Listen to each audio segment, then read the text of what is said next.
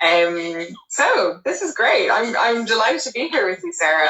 We're going to chat about the Menstrual Coach. Well, it's now called the Menstrual Coach Academy, but you took the menstrual cycle professional training with me in I was looking back over it, 2022, 2023, that cohort, right? 2020. Yes. Yeah. It was 2 years ago. Yeah. Yeah. Yeah, so before we get into that, I'd love to introduce you to my audience, maybe for you to share who you are and the work you do. Sure, yeah. I work predominantly with women who are seeking more fulfilled lives in relation to their work.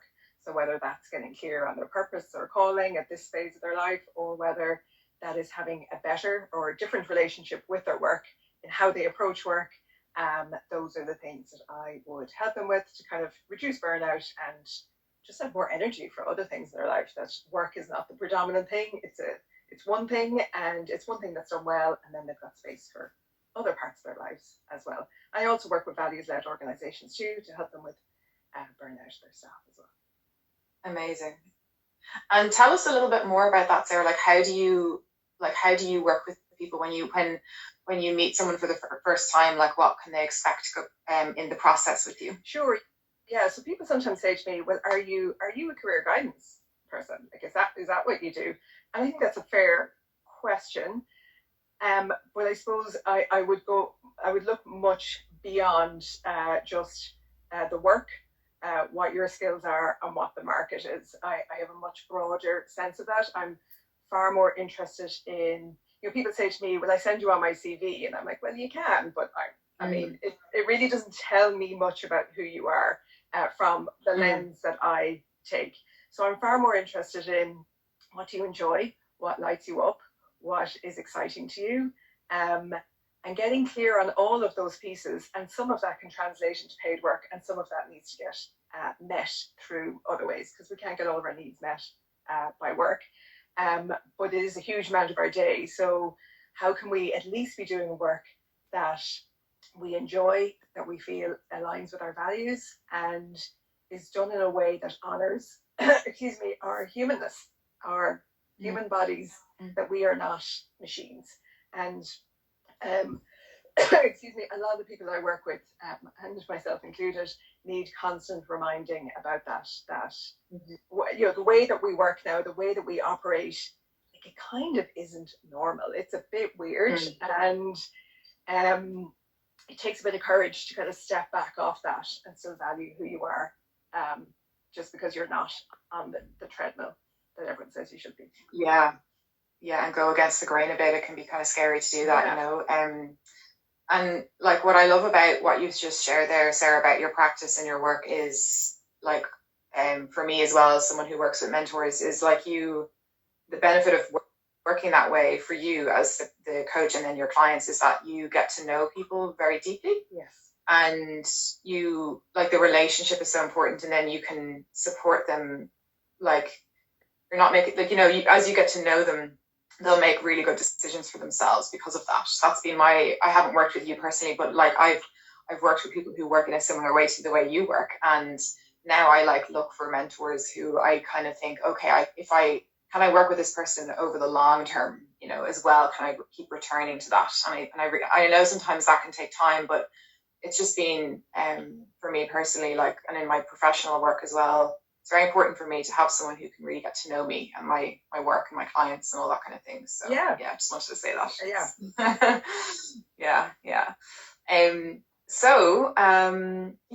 So you joined us in the menstrual cycle professional training 2022 to 2023, which is 2 years ago now.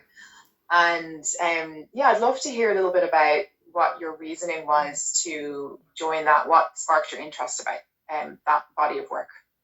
Yeah, so I come from a coaching background, and I think coaching, when done well and done ethically, can be a really, really valuable tool when we're actually coaching, which is asking questions so people find their own answers, not consulting, which is a different thing. That being said, the coaching industry is very focused on the individual, and it's very focused, or certainly the training in the past has been focused around the individual and the mind, and just, setting up healthy habits and then you'll be successful, right? So that's kind of it. And I see the world much broader than that. That's certainly an element. And I was really interested in bringing some sort of body-based practice to my work. So I did a little bit of scouting around. I was looking at somatic experiencing. I was looking at, there was another embodiment coaching certification. And I was kind of just mulling over what do I need? What does my practice need? What do my clients need? And so I decided to go with this program, even though, like any program, I had like questions. I was like, well, is this the right one for me? Is this going to help? Is this too niche? It is menstrual cycle coaching. And I was very clear that I was not going to become a menstrual cycle coach, right? That was clear to me. Lots of people have, and it's beautiful work, but it's not my work. So my fear was like, is this going to be too niche for my practice? And it really wasn't. It really isn't. Because I think if you work with women or people who cycle in any sort of intimate or one-to-one capacity, knowing how their body operates and knowing what season and cycle of their life that they're in, and then also the nervous system piece, is just going to be, it's just massively helpful. And it's a reality and it's there. So if we're treating people like they're the same every single week, when in fact they could be very different 2 weeks from, after they ovulate, we're just missing. We're missing a huge piece of the pie, I think, and we're doing our clients a disservice by not at the very least acknowledging it. Yeah. Thanks for sharing that, Sarah. And for those who don't know me, I forgot to say who I am. I'm Lisa, and I teach a professional training called the Menstrual Cycle Coaching Professional Training, and I've created an online school called the Menstrual Coach Academy for facilitators, coaches, therapists, healers, body workers who want to learn more about menstrual cycle work and integrating it into their practice. Just to kind of summarize that. But yeah, I love what you said, Sarah. And I loved the point as well you made about like, you don't have to be a menstrual cycle coach. And I can actually relate to that because I myself trained I trained as a Pilates instructor. It was one of my first courses I did, years ago, like over 10 years ago. Because I really, I had chronic pain in my hips, and Pilates was my thing that I did. And then I was like, I'm going to become a teacher. And then I trained, but then I didn't. I just felt like, oh no, this isn't for me. Like I wanted to learn it, but I didn't want to teach it. And for whatever reason, I just wanted to keep learning. So you're kind of pointing to something where it's like you followed your curiosity for learning, and you as a holistic coach working with all parts of the people you work with, you have you're sitting on a body of work from all the different trainings you have taken and the courses you've done, but you're not that one course. Yes. But it's all informing the way you think and your toolkit and the way you work with people. And it's kind of like a creative, your coaching is a practice. It's an art form, and it's informed by all of the different courses you've done. And I'm just one of those. my course is just one of those courses. So that's really interesting to hear that you kind of see that in your own work and in how you give yourself permission to think like that too. Yeah. And it's a huge part of one of the lenses of how we approach our work, that we are not the same people every day. And if we can kind of just start to even look and think a little bit more cyclically, I think we can start to unhook from some of the very harmful work practices that we are all, myself included, engaged in this kind of very linear fashion. So I incorporate menstrual cycle and kind of the wider cycles that we inhabit, and then the cycles of our life. A lot of the women that I work with now are tiptoeing into perimenopause. That's another season cycle, part of the cycle of our life. And I remember actually one of my hesitations as well when I was thinking about signing up, was that I was just beginning to see signs of perimenopause. And I was like, oh, maybe this isn't for me. Like, this is all about the menstrual cycle. But no, once you kind of master, for want of a better word, one cycle and kind of see it, it's so easy to adapt it into the much wider lenses as well. So it was just a great foundation for all of that. it's a different way of thinking, isn't it? About Yeah. how our energy and how we live and work. Thank you for sharing that. How did you, for people listening, would you maybe give an insight into your experience then on the program, what it was like and what your takeaways might have been for you? Yeah. So maybe some people will be able to relate to this. My experience with learning has been in the past actually very harsh on myself. You know, we used to call it stewing when we were in college. I'm just going to stew on this now and let it. It was very, all the cramming, even all the language that we used to use. I'm going to cram here, I'm going to pull it all-nighters. Like all that kind of stuff. Yeah. So awful.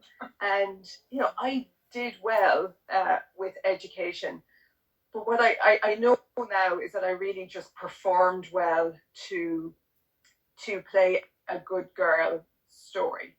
And that was extremely exhausting on my body. But I was able to do it because I was young, right? So this is just a little preamble into this course and how different I found it in terms of learning style. And I just was able to learn in a different way. You provided a different way of teaching. I wasn't really teaching. I don't know, I was just able to absorb the information. Of course, I was interested in it, so there's always that. But there was always these constant permissions to take breaks, to not be sitting at a desk.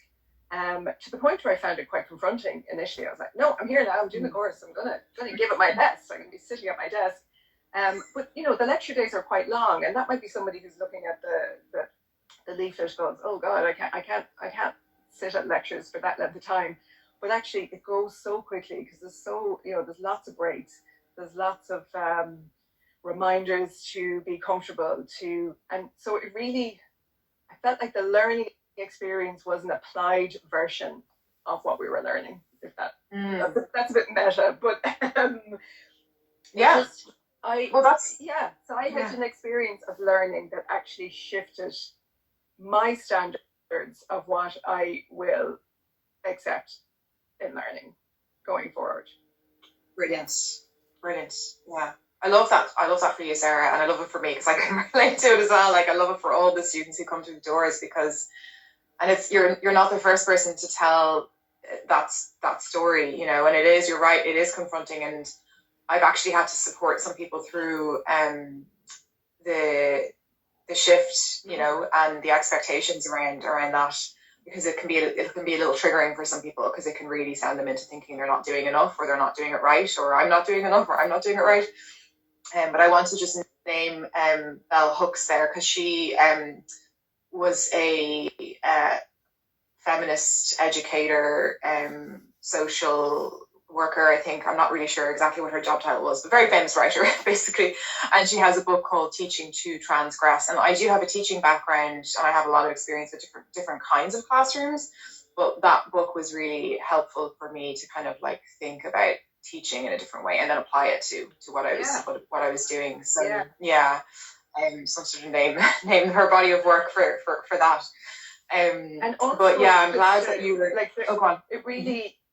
You really brought it to a different level where like you were not the person with all the knowledge and we were all like the plebs down here just learning from you, right? It really, and people say that, but it doesn't always materialize, but it did materialize in this case. And even like constantly speaking about rupture and repair, that we're in a group, we're going to disagree, and really modeling that this happens in our practice, right? This happens with the clients that we work with. There are ruptures. There are coaching containers that don't always complete for whatever reasons.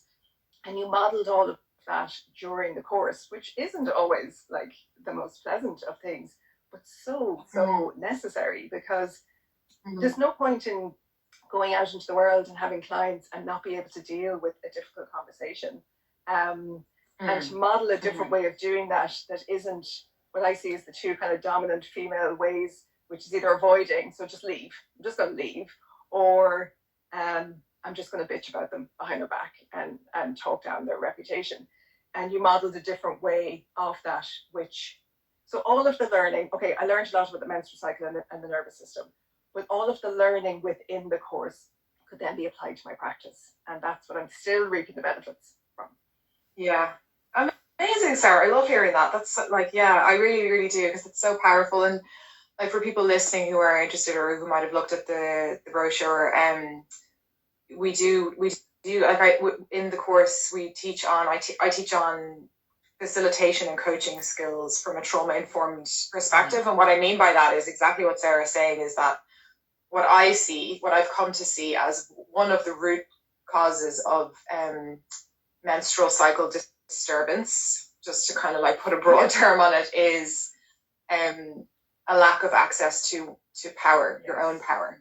And so that is my healing, my sort of my balm, if you will, for the nervous system and for hormones, is to support my students and my clients to access their power through the process of being in that kind of space, which is hard to explain. But like, I love that you named it as a meta thing, because that's kind of what it is. Like, we're experiencing this while we're learning it, and then we're observing our process in the journey. And then, yeah, you're right, we are learning like lots of content too.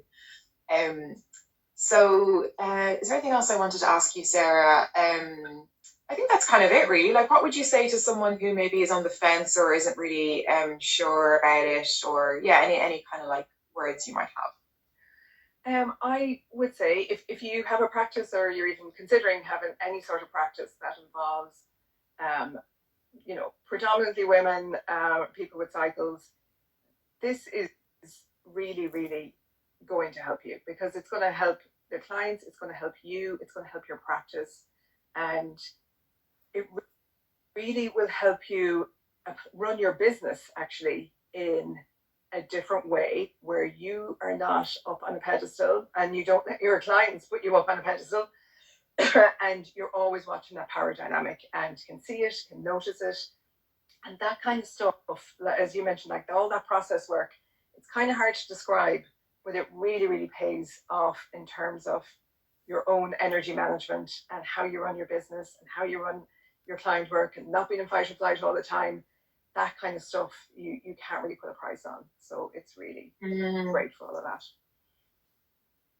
Thank you, Sarah. You're 100% right. Like, I'm so grateful that I've been able to embody this work myself. I'm not saying I don't have fight or flight. I have lots of fight or flight days and seasons. Yeah. But when I'm teaching, like my priority in my work is, when I'm sitting with groups and clients, is for me to be, regulated and feel comfortable in myself, so as much as I can be. And I think that's important when we're teaching on a sensitive topic, and when there's trauma in the room, or there could be trauma in the room, or a lot of discomfort around this topic, because it's such a big topic, and you mentioned the menopause as well, as which is another window. So that's really it. We are starting on the 5th of October, but our deadline to apply is on the 30th of September, so that's next Sunday. So if you're interested, just send me a DM. If anyone wants to hop on a call, I'm here to chat, or I can send you over the details. We'd love to have you, for anyone listening. And we also you can check out my website, menstrualcoachacademy.com, and we have lots of new guest content. And for graduates like Sarah, we invite graduates back to come to guest lectures with new teachers and interesting people as well. So yeah, that's it. So thank you so much, Sarah, for coming on and chatting about your work and about your experience in the program. And yeah, thanks for everyone who joined, and hopefully see you all soon. Thanks, Lisa. Bye-bye. Thank you. Bye, Sarah. Have a great day. Take care. Bye-bye. Thank you so much. Bye.